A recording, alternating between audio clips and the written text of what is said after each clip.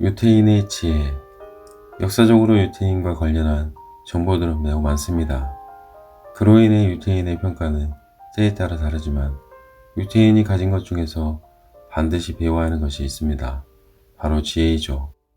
어느 누구도 부정할 수 없는 사실은 유태인들이 세상에서 가장 똑똑하다는 것입니다. 유태인이 똑똑할 수밖에 없는 이유에 대해서는 많은 의견이 있겠죠. 과거 유태인이 거주했던 나라인 이스라엘이 망하고 전 세계로 뿔뿔이 흩어져서 살게 되었는데, 그때 유태인들은 타나라에서 잘 살려면 똑똑하고 돈이 많아야 한다는 이유로 유태인만의 교육법을 만들었고 돈을 쫓아 살았다고 합니다. 현재 빌 게이츠나 워렌 버핏, 조지 소로스, 스티븐 스필버그 등 세계 최정상 부자로 탄생한 것은 그들만이 지닌 지혜에서 비롯된 결과입니다. 위 인물들이 유태인이란 사실을 몰랐던 사람들도 있을 것입니다. 하지만 이 외에도 유태인들은 세계 최정상에서 많은 부를 축적하고 있습니다. 오늘 우리가 배워야 하는 것은 유태인의 지혜와 습관입니다. 지금부터 시작하겠습니다. 유태인들이 성공할 수밖에 없는 삶의 지혜. 첫째, 칭찬. 다른 사람에게 인정받고 칭찬을 받는 것만큼 행복한 일은 없습니다. 타인에게 행복을 주는 사람이 불행해질 가능성은 매우 낮습니다. 그렇기 때문에 유대에서는 타인을 행복하게 해주는 행위를 선행이자 의무라고 말합니다.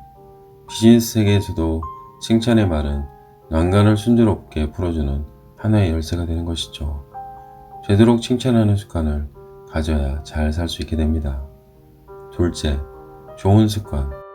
유대교에는 많은 율법이 있습니다. 이 율법은 신자의 일거수일투족을 속박한다고 합니다. 이 말은 역설적으로 말하자면 인생을 단순하게 만들고 결과적으로 돈을 쉽게 모으는 방법이라고 할 수 있습니다. 유태인은 어릴 때부터 공부와 질문, 토론을 습관처럼 하면서 자랍니다. 이 세 가지는 비즈니스의 기본적인 기술이라 할 수 있는 것이죠. 우리에게 율법은 없지만 습관을 바꿀 수 있는 방법은 있습니다. 매일 학습하는 태도와 질문하고 토론하는 습관들이 모이면 자신이 성장에 큰 도움이 되는 것은 물론이고 스스로 세상을 잘 살게 하는 지혜를 가지게 되는 것이죠. 셋째, 다이어트. 체중을 빼는 다이어트뿐만 아니라 감정 다이어트나 영혼 다이어트도 필요합니다. 머릿속에 쓸데없는 것들이 가득 차 있다면 머리가 복잡하고 사고가 유연하지 못해 실수를 하게 되는 것이죠. 유대교에서 안식일은 오직 하나님을 생각하며 가족과 동포들과 보내는 날로 정해져 있습니다. 일상생활에서도 정보나 일, 관계에 대한 다이어트를 하는 것이 필요합니다. 그 어떤 것도 지나침을 경계하라는 것이 유대교의 가르침입니다. 이와 같이 생각의 복잡함은 삶의 방해가 되기 때문에 되도록 간결하고 단순하게 살아야 한다는 것이죠. 넷째, 듣기. 유태인은 자기 주장이 강하지만 스스로 경계하며 남의 이야기에 귀를 기울이는 것도 잘합니다.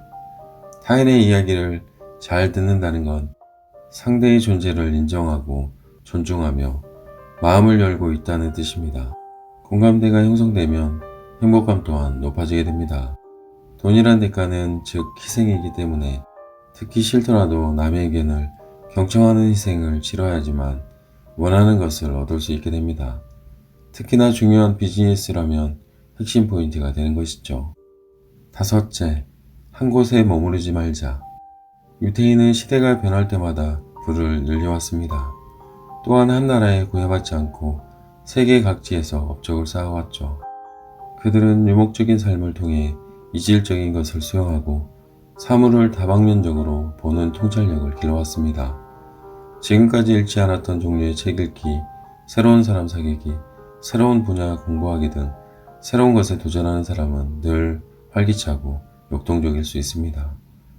유태인이 잘 사는 법은 결론적으로 좋은 습관과 태도를 어릴 때부터 훈련받으며 성장하고 이러한 훈련이 뒷받침되어 삶을 살아가는데 매우 유용함으로 작용한다는 것입니다. 위의 유태인들의 5가지 지혜를 듣는 것으로 만족하지 말고 우리 생활에 적용할 때 원하는 삶을 살 수 있게 됩니다. 감사합니다. 부자를 꿈꾸는 독서가 작은 습관입니다.